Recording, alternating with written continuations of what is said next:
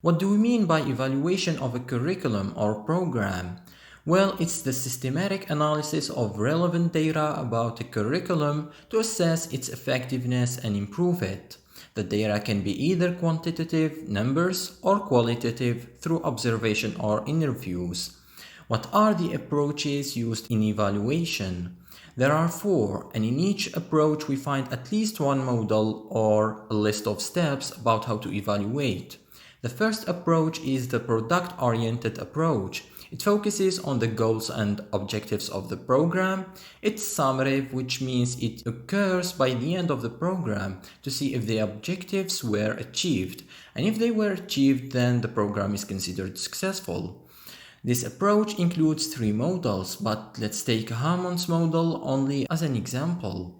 His first step is to identify what to evaluate, then state the variables or things that should change through time, then state the objectives using behavioral terms because behaviors are observable and let you see if the students are improving, then assess those behaviors and analyze the results to determine the effectiveness of the program.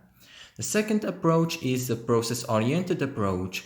It focuses on the ongoing curriculum process. It's not summative, it's formative, which means it occurs during the program.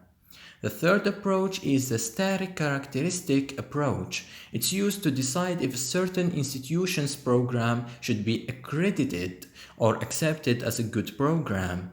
It's conducted by outside experts who inspect the program by analyzing records and statistics about the institution or the school, like the number of libraries, books, number of degrees held by teachers there, and more.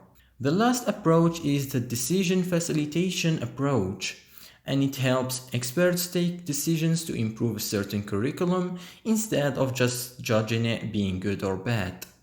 That's it for this video. Thank you for watching and I see you in the next one.